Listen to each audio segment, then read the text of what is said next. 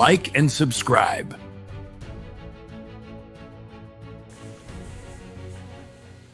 Hey folks, so this recap is for Thursday, February the 5th, 2026, and we're up $104 on a couple of trades, both green.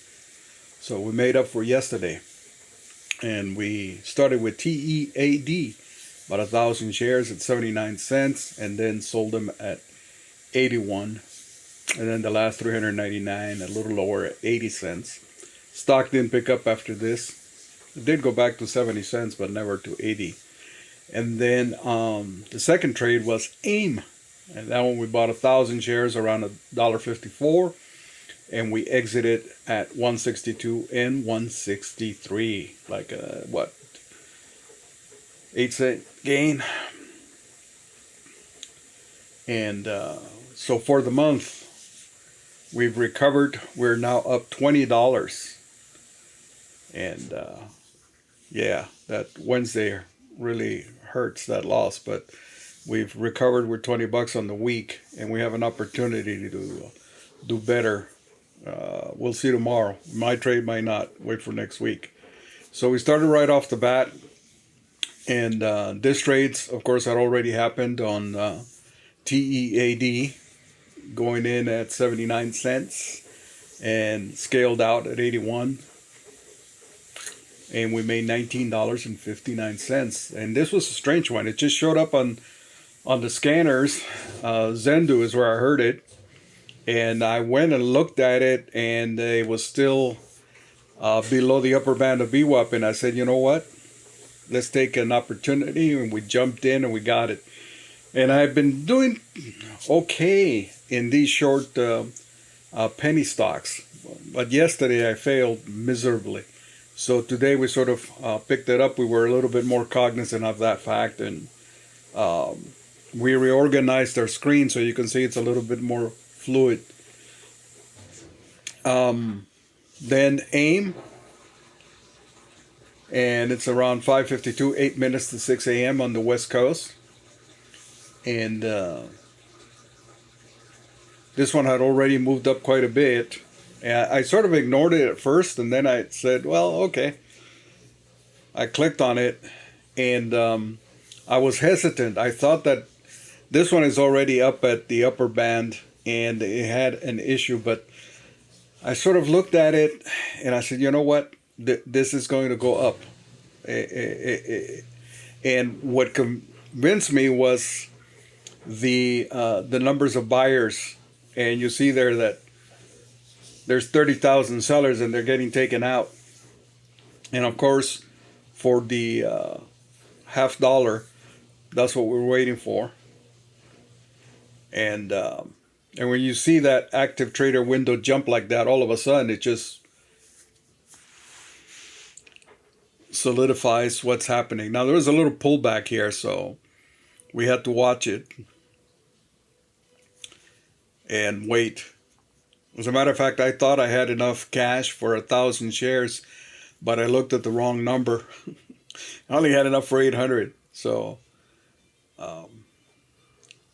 when it hit 156, then I knew that it was crossing and went in, and it was going to hang over $1.50. And then at that point, it was quite easy to make quite a bit of money there, and then just scale out real quick. Nothing fancy.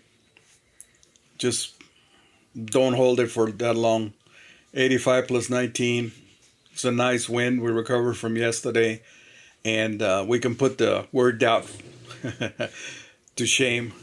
So, yeah, so I had to, so I sort of got behind $350, so I had to add more money. I had to add $350, so we're back up to $2,400 now.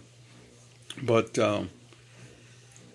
so at this point, I only had like, after adding the 350, I only had like 3 cents, so I couldn't trade anymore. And that was it for me in the morning. And I wasn't about to pursue, even though here, as you can see, it's an easy way to get FOMO, but I've learned my lesson now. Hopefully I have. And after, whining to myself for a day, for half a day yesterday. I said, think I have to be smarter. I have to be more mechanical and not as emotional. And I don't understand that. I'm truly not an emotional person. I don't get excited easily. I don't panic.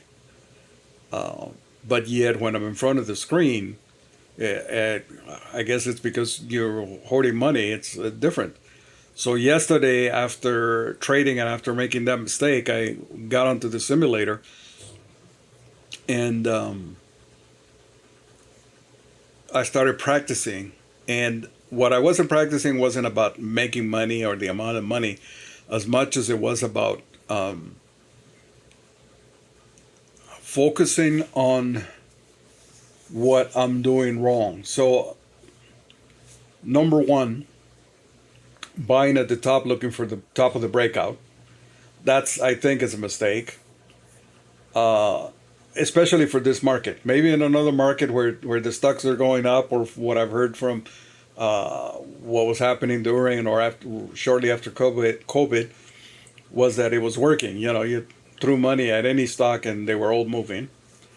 Um, the uncertainty that exists in the market today doesn't let folks hold that long, and they want to take the profits. One thing I have a hard time is dealing with the pullbacks. To me, when I see a falling red candle bar, I don't foresee it that it's going to pick itself back up again. I don't see it that way.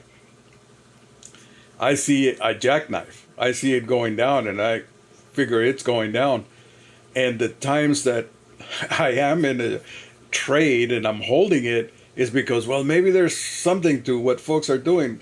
If it pulls back 15, 20 cents, then I should be able to hold it, and it should be able to recover, right? But that doesn't happen to me. So that's another problem. Still holding a loser longer than 5 to 10 cents down is a problem. So I have to work on that. And the other thing is, and I was talking about this week about being more concise, less trades, and looking for the opportunity. And when you happen on a stock, like, let's say for this sake of example, I came in right now at $1.89. I would buy here and it would fall and I would lose.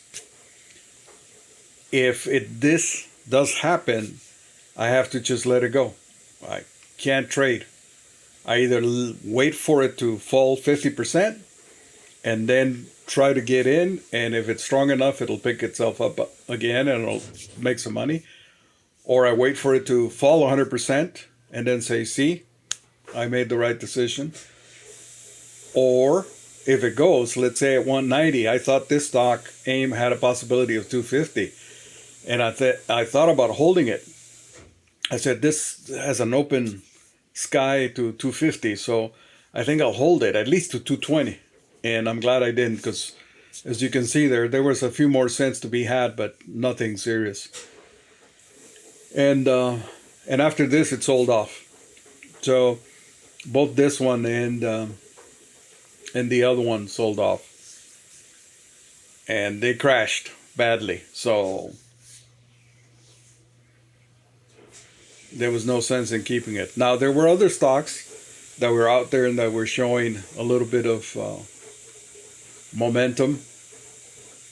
I have the screener I have on here is looking for stocks under 50 million shares, over 1 million cap, and from 25 cents up to $22, and volume over 50,000, 50,000, and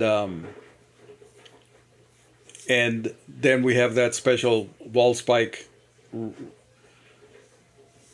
control there, indicator, to tell us when it's bullish or bearish. And so far it seems to be okay. But what I also did yesterday, and here I stayed till the open, and by the way, this is sped up 500%, so this is not the way it happens. And the reason I did was because I only had 3 cents, I couldn't trade anymore. But I told myself in the prior months, I was able to draw lines and predict where the stock was going to go, and I haven't been doing that. I've been too confident of myself, too cocky to do that, and that's a problem because it does help to draw those lines. And as you can see here on AIM, I made a huge mistake. I thought it was going to go back up to the upper band, and it did not. Now, here's the interesting thing, and I want you guys to pay attention to news. The subject of the news do not matter. AIM is a company that had good news on dealing with pancreatic cancer. The health of individuals it's a good thing, right? CISS is just a company in Greece. And the news is that it announced that, oh, we just want to announce that we are owned by this other company in Greece. That is it. But yet folks are taking to CISS, abandoning the great news that another company has about dealing with pancreatic cancer. So people are not weighing the weight of the news. There's something else kicking in that sends traders spiraling into a stock. So be careful with trying to read too much into the news, because that's not going to happen. It's not going to be good. So if you see news that something great's going to happen, don't assume it's great just because you read the content as great. I also spend the day looking for new and exciting indicators and charts. And as you can see there in the upper left-hand corner, I have some of Ricky Gaspard. I don't know if you guys, he's got a YouTube channel also, a lot of great content. He writes a lot of his own stuff there. And he also publishes on Use ThinkScript. So credit out to him for those scripts that he puts out there. And I found that those particular indicators interesting enough to put them in there. And what's down at the bottom there is the money flow, and which shows momentum and price changes in money. So as you can see there, when it's green and it's moving up, then you got money flowing in. When it's red, obviously the money's not going down. The money's going down. And then you work that with your chart, your candle chart, and with the labels there. So you got to make sure that the labels are green and that everybody's buying as opposed to selling. So that's another little helper indicator there. I'm going to try it and see how it does. And so here now it's 6:51 a.m.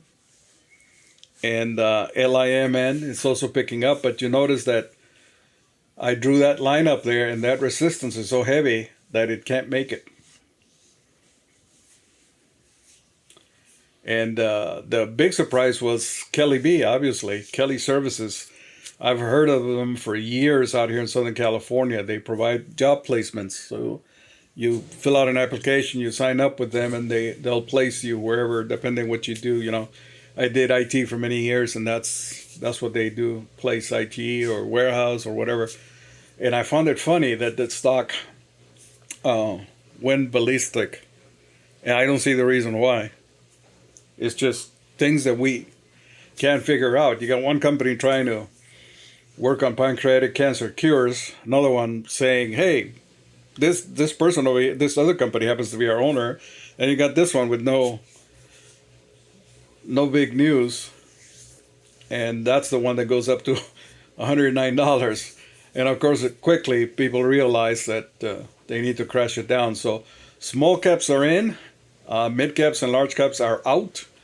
Danger in the SPY and NVIDIA. The SPY, I think, hit 678. I haven't checked and see it right now before the close if it's picked up, but it hit 678 twice, and I think it went down below 674. So that crash everybody's talking about, it's there. So if there's going to be a turnaround, it better happen quick. Maybe next week. I doubt that it'll happen tomorrow. And here's Kelly B again. So you had an opportunity to watch my videos. If you like what you see, if it helps you, by all means, please hit the like button. We need the likes. We need the subscribes as well. And hopefully you guys also had a great day. Enjoy. We'll see tomorrow, but be very careful tomorrow. I might not even trade tomorrow. We'll see. Alrighty. Have a good one.